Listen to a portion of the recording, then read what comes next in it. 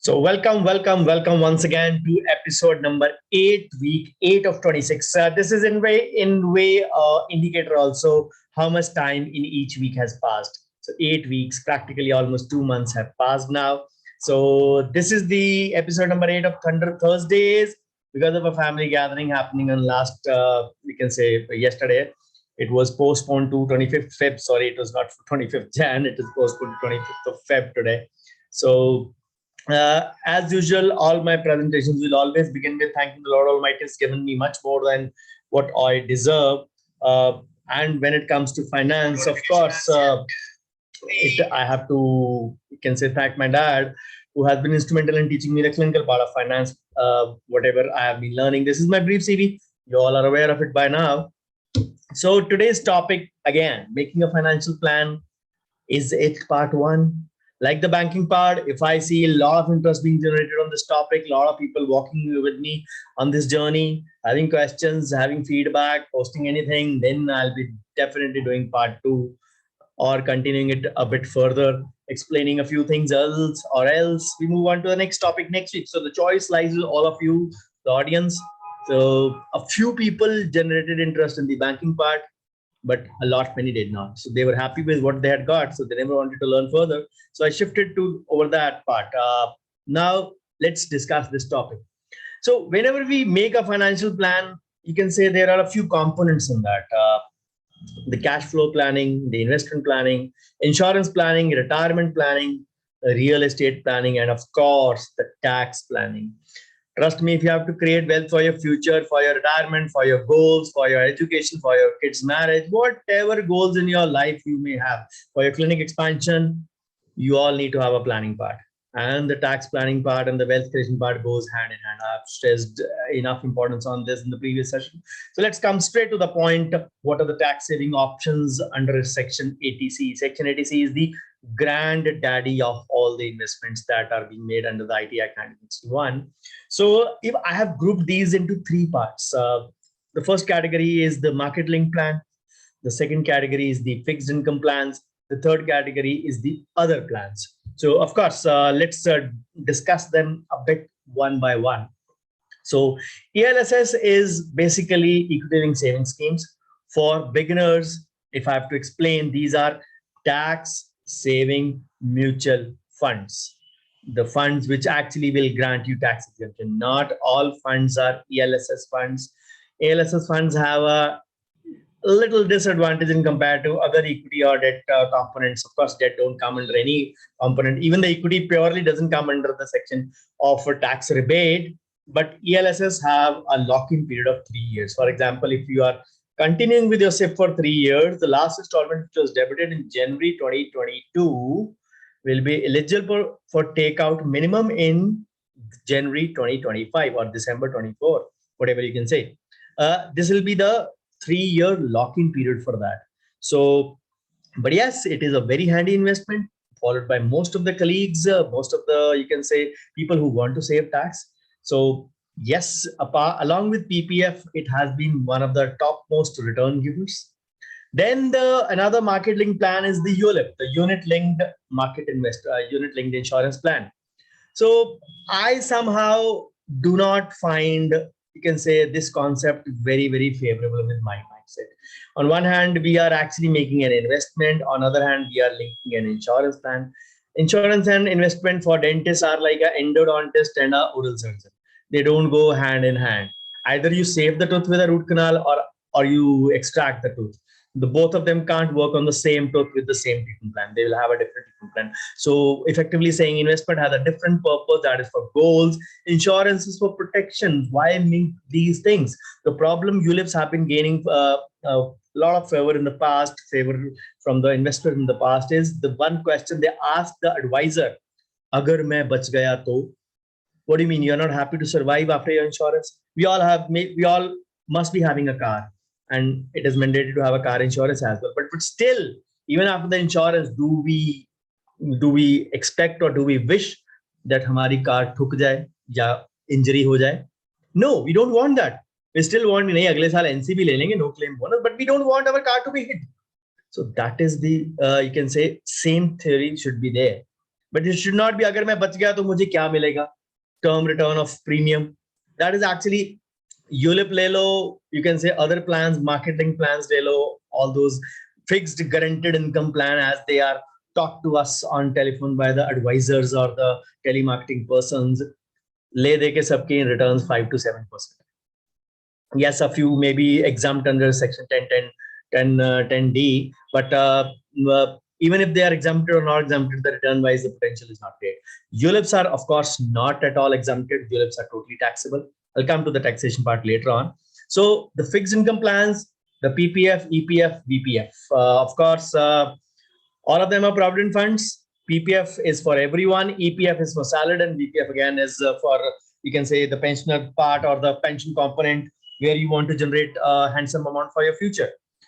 So the taxability wise, most of them are tax free only. The NSA is the National Savings Certificate, a fixed income plan which gives you a return of 6.2, 6.3, 6.4, which keeps on varying. Presently, I think it is around 6.2 or 6.3. I'm not really sure exactly, but 6.2 or 6.3 should be the range of NSE, but the returns are fully taxable. Then comes the tax saver FD.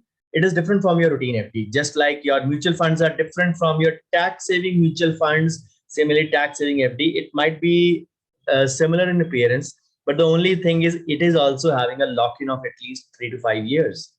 So usually 5 years only. So the tax saving FD is giving you rebate. But again, the tax saving FD and a normal FD don't differ in the interest part.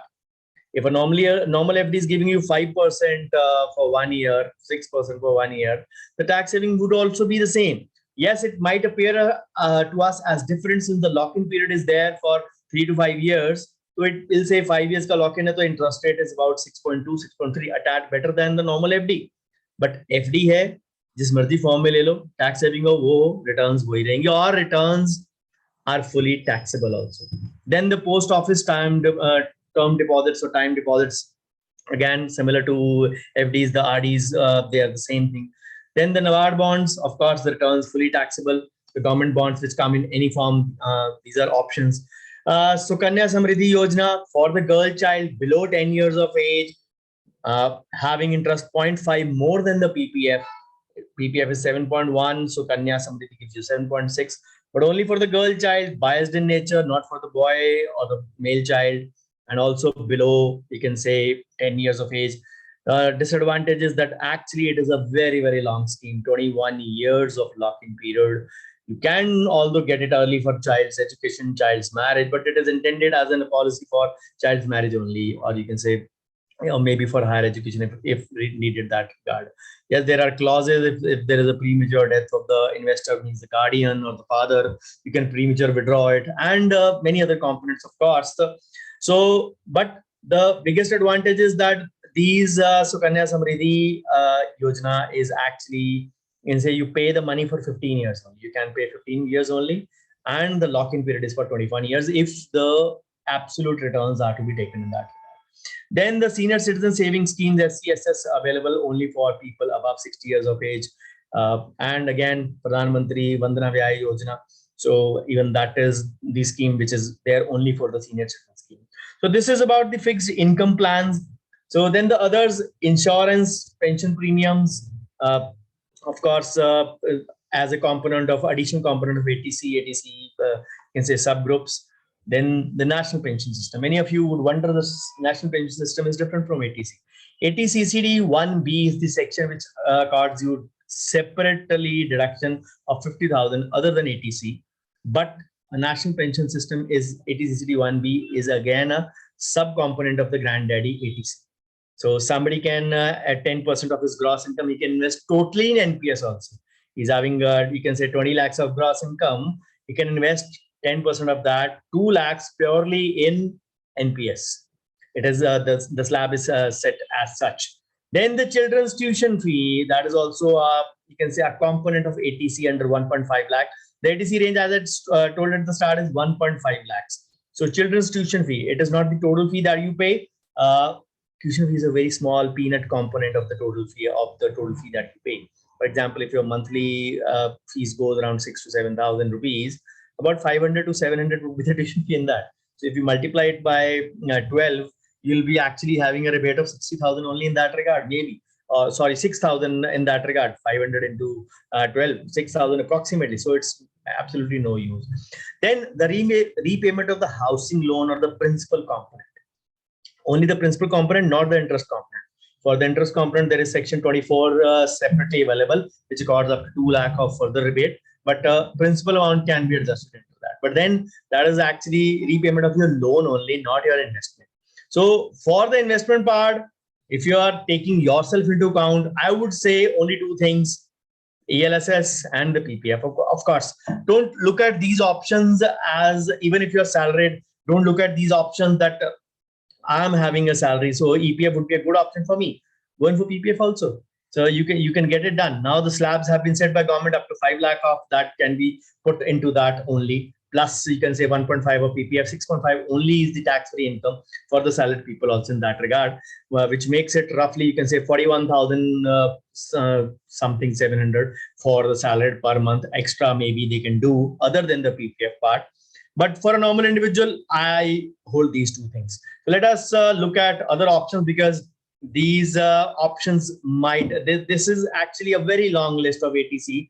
It is a huge list, but I've just cut down on a few options which are actually handy and very useful for most of the people. So then what are the lenses or the filters that we use to choose the right kind of product? The number one factor which I always advise everyone is the return potential of the product. वो कितनी return देगा. अब अगर आप यहाँ पे अपना ULIP लेते हैं या इंश्योरेंस लिंक्ड प्लान कोई भी लेते हैं, you actually cannot get a good return. Of course, then the insurance component comes higher, and then even in those plans where you have a guaranteed income, or you can say an insurance component, the premium would be higher and the coverage would be hardly anything. So have specialists for specialist products. As I said, insurance and investment are like endodontist and the oral surgeon of a dentistry. So you can't have both of these things together in a same tooth for a same treatment plan. Either you remove the pulp or you remove the tooth and all. So then the tax incidence. Someone who is in 5% tax bracket actually pays no tax. So practically there are two tax slabs only, 20% and 30%. So somebody, if he falls with his all income and all returns in 20%, he will say, I will pick up the lesser option also. But someone who is having, you can say, income above 10 lakhs, so he falls into the 30% tax bracket. Of course, it is a progressive taxation system. Everybody goes through that slab and pays the tax as per 5 and 20%. Someone who is having even an income of 1 crore per year, even if he has to go, he will still pay a lesser tax on the first 10 lakhs than what he pays above 10 to 100 lakhs or 1 crore. So that difference is actually there. Then the minimum lock-in period, as I told you, tax saving FDs and all, they will have a lock-in of 5 years. ULIPs will also have a lock-in. NSE has a lock-in of 5 years, 6 years, sorry. So PPF 15 years, Sukanya Samriddhi 21 years, ELSS 3 years. So these things also need to be taken into account. So then the compatibility to long-term financial goals. So when you have a goal in your mind, how do you decide which investment is to be picked? Of course, in those categories, I would say the mutual funds come handy, the equity or the ELSS. As I told you, ELSS are the tax-saving mutual funds. So if you have a goal in your mind, I need the money after, you can say, 6 years, and I need the money in a double format. So you need to put in an instrument that gives you a return of at least 12%. Because by the rule of 72, you will double your money. 72 divided by 12% is equal to 6 years. So you can use 6%, the time frame also, the interest part also, or you can say the total amount also. So you can calculate by the rule of 72 how much time will it need to double your money. So the simplest rule is the rule of 72. So for example, if your equity mutual funds, the normal mutual funds, not the ELSS, are giving you 12% on an average return, your money will double in 6 years. So that is the golden rule to follow. If you need your money to be tripled, then the rule of 114. If you need your money to be quadrupled, then the rule of 144, double of 72. So this is the way calculations are done. So if you have that in mind that I am starting late, what do I need to look at? Of course, you need to look at how much amount do you need, how much time do you have in hand, Of course, the running income is sometimes good enough to compensate those goals, but you still plan for the things in your life. Your kid is going in for higher education abroad, for example, in 6 years. So you need to plan at the age of 12 or 11. And in retrospect, you will say, my kid, I am starting late. I attended Dr. Bhavdeep Oja's lecture. I am starting late now. So my kid is already 11. Need to plan for his education, need to plan for his marriage or her education. It can be either. Of course, no gender bias in this part. So you need to do a reverse planning. I need this much amount in 6 years. This is my starting amount. Or I need this much amount, go retrograde how much amount you need to put in, at least monthly or at least yearly, to arrive at that magical figure that you need after 6 years. So in that regard, you can do a plan. Goal setting is one of the important part, and of course, a disciplined investment always pays you better interest. So if you pick in an investment like a PPF in that regard, trust me, a 15-year lock-in period will not come handy for an 11-year-old kid. Yes, you can use that money for maybe kids, you can say marriage, because normally kids don't get married till 25 or 26, usually in today's times. But you can use that. I don't consider an investment return of 7.1% on PPF as a bad one. Someone who is high earning, you can say he has a 10% return on PPF, I would say. Because if he's in 30% tax bracket, his after tax return is 7.1%. Yes, I understand you may have confusion. Sir, आपने तो बोला PPF is tax free. Absolutely 100% tax free. It is just to assume this thing that if PPF were taxable, people think यार 6-7% ही तो मिलता है. Think about the taxability, but some investment giving you 10%. If you have 30% to pay on tax on that, as per your slab, then what is the answer? 7. So if somebody is giving you 7.1 without tax, you can say any liability, what else do you need? So presume it that in that regard. So I believe your return should be able to, you can say, beat the inflation part handsomely. And that is what is done by these things. So always think into these 4 factors before you jot down on any kind of investment. So because ultimate aim is to grow your money, create wealth.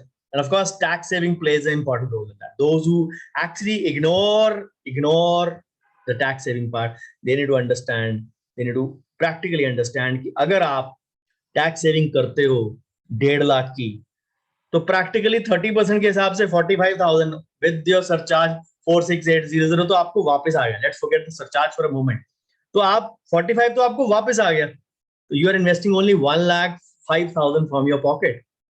Yes, the whole money will grow, but think that ways. If you're doing that ways, you are taking an advantage of the system.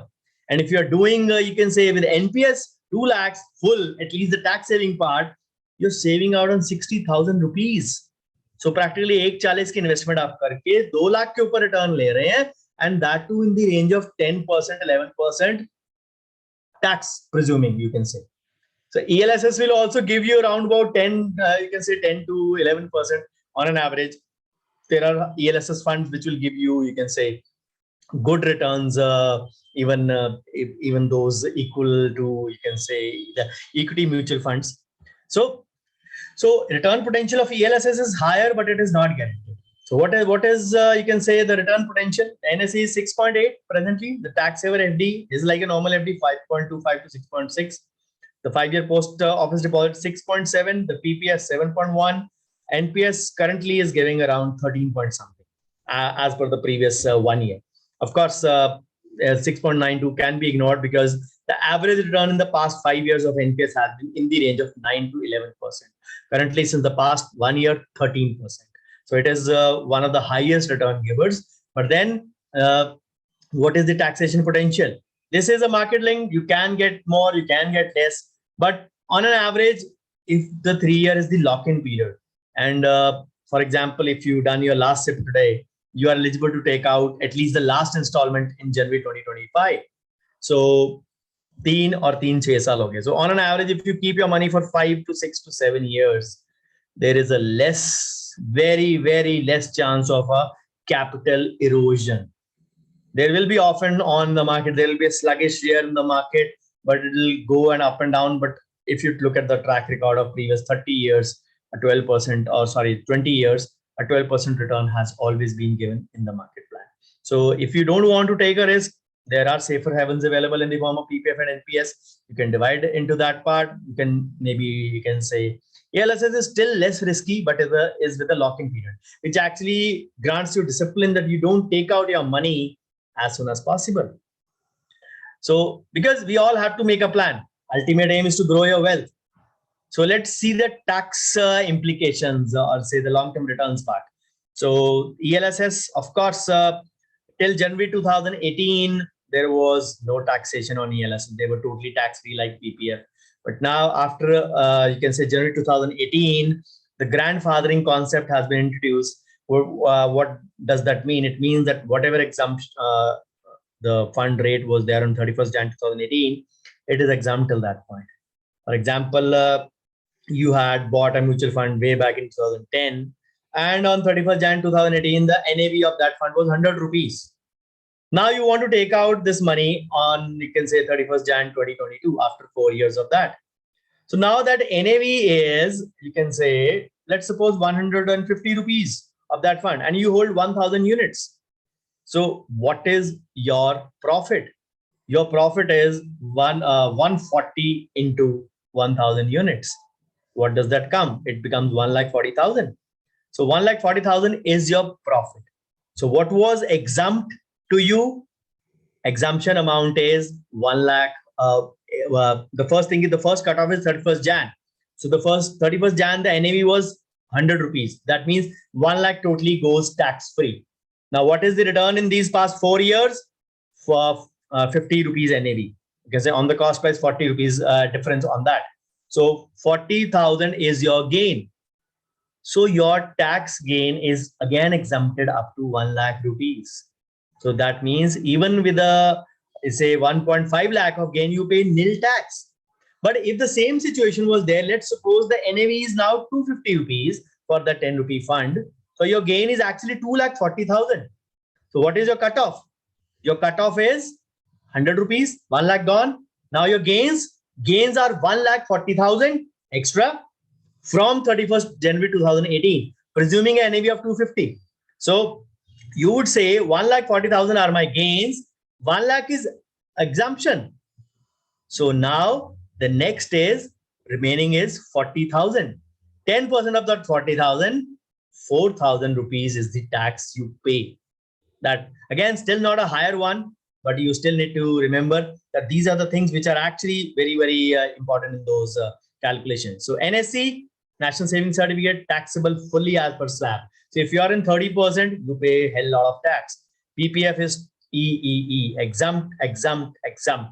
Exempt at the time of investment, exempt at the time of accrual, means growing, exempt at the time of withdrawal, means maturity.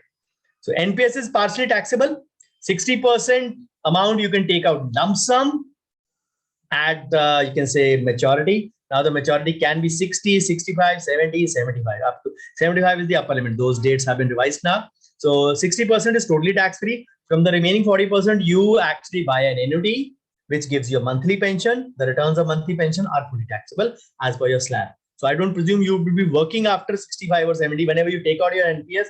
So technically your 40% would be also falling in that range of tax-free income only in a way, not exactly, although it is taxable, but in a way, since we don't have would not be having much of income at that point of time, at least from our business and profession, if I presume rightly that you have retired, you will not be actually having great amount of tax to pay in that.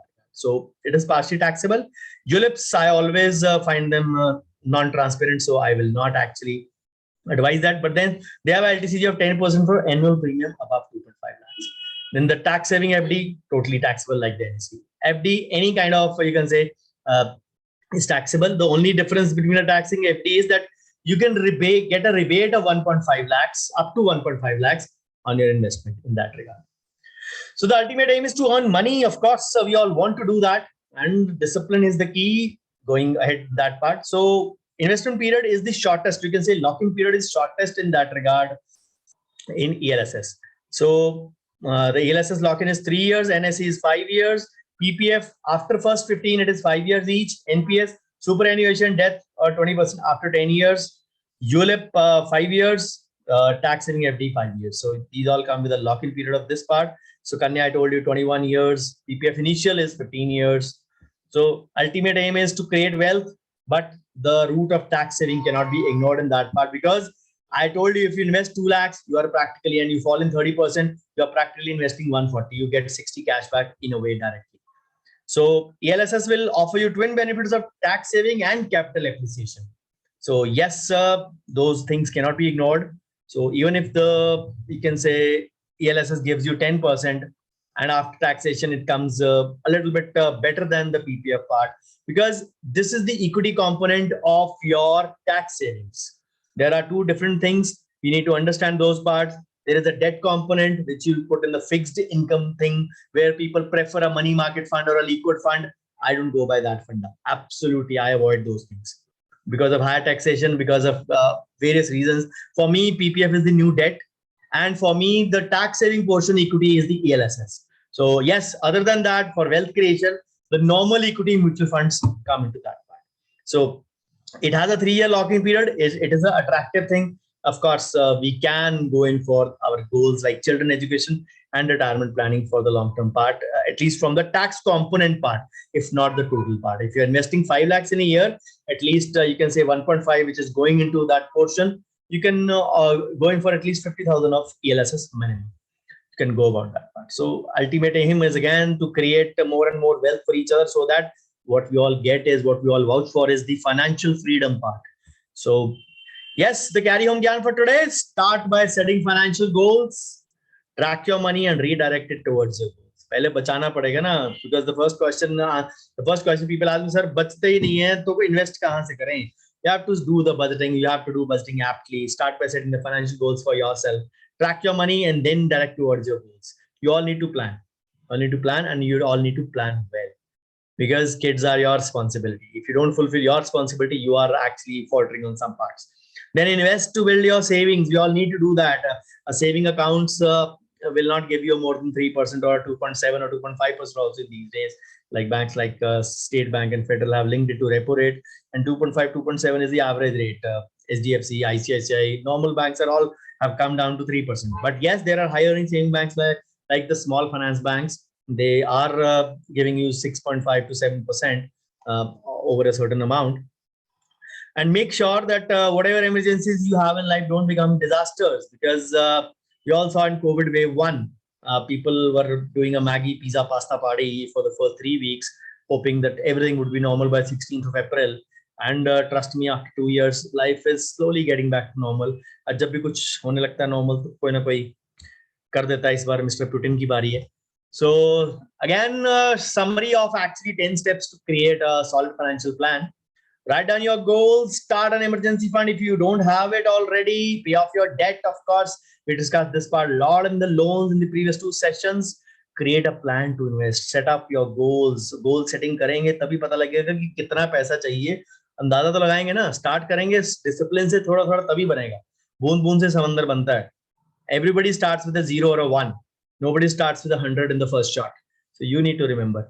So get the right kind of insurance. Insurance is for protection. Investment is for wealth creation.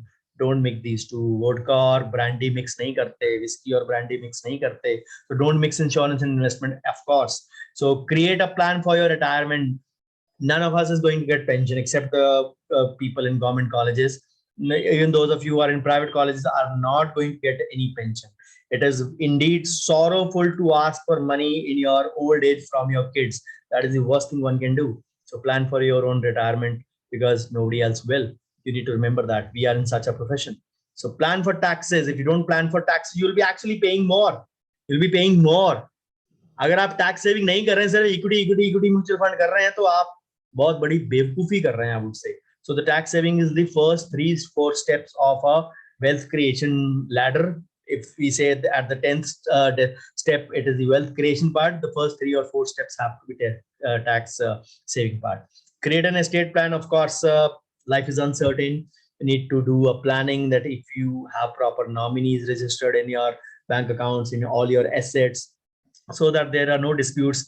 If unfortunately you have to leave this world without, you can say, information. Of course, any one of us leaves the world without information. But then what I mean to say is unplanned in your young age, in your middle age, then you don't expect your family to be actually looking out for something in your absence. especially if you are the only earning member. So review your plan frequently, and of course, stay on the course. Discipline is one thing which I always encourage that everyone should be having. So thank you so much for your patience with me in this part, and this is part one of financial plan. If I see a lot of interest, I'm sure gonna continue with part two, or else I'll move on to another topic in the next week. So you have, you can say, practically 1 week to show me some interest, show me some love. So this is my WhatsApp group. Most of you are already in there who get a notification from me. But if you want to be added, I will be limiting these. You can say till the sixth group only. Beyond that, maybe in Telegram, maybe any other media, but not on WhatsApp surely. So this is my YouTube channel. If you have not subscribed already, do so. A lot of videos already on the channel, all for the dentist as my payback to the society. So this is my social media presence, all by my absence, all by my name, Dr. Bhavdeep. So you can follow me or catch me anywhere. So do send me your feedback. Bouquets and brickbats both would be welcome in equal measure. And thank you so much for you. Thank you once again. And I stop my share for question time or checking up my Facebook page where I'm actually delivering this to check out who is actually good enough to watch it. Okay. So hello, Dr. Ramchandra sir. Thank you so much for watching. Hi, Dr. Virinda. Hi, Maninda ji. Thank you so much for watching. Hello, Dr. Sonia. Hello, Dr. Deepthi. Hello, Dr. Dev Singh. Hi, Rajat. Hello, Dr. Manu. Hi, Nikhil. Glad to see you here. You put up a post, put in kuch kar diya, so now it is time to invest in market. Hi, Dr. Parul. Hello, Vinita ma'am. Hello, Dr. Vandana. Hi, Atamjeet. Great to see you here, different from your MBA routine. So thank you, Dr. Sonia. Hello, Vicky sir. So Dr. Gaurav Sharma asks, according to you, which NPS account is good? NPS account, sir, एक ही होता है, government का होता है. ENPS is the better option rather than the paper NPS. Open up an account yourself. There are 7 fund managers in that. All of them are giving almost similar returns, but HDFC and Birla Sun Life are giving a tad better than many other, you can say, fund managers. You still have the option to switch at least once in a year. If you're not satisfied with any of the fund manager, you can switch the fund manager as per your choice. So I hope it answers your query, but I would say tier 1 account is the better option. Tier 2 is now almost similar to tier 1. Earlier, tier 2 was similar to a saving bank account, but I don't see any much benefit of tier 2 account separately. As such, also the NPS still got to garner a lot of attention. So I'm not really a big favor of tier 2 account. I'm happy with tier 1 account only. So, okay. Thank you, Dr. Sonia. Thank you, Dr. Ramchandra. Yes, let's hope, Dr. Ramchandra, people show some interest and I'll be there. Thank you, Gaurav. So friends, this was episode number 8 of Thunder Thursdays happening on a fantastic Friday. So I see you for the finance session next Thursday. But even on this Monday, there will not be a FB Live. It will be on a terrific Tuesday because Monday I have an engagement already at 8:15. So Monday, Miraculous Monday, Management Monday would happen on a terrific Tuesday this time. But the Thunder Thursday would happen on the same day, on the Thursday. So thank you so much. Take care. Bye-bye. Have a good night and have a great weekend. Bye-bye.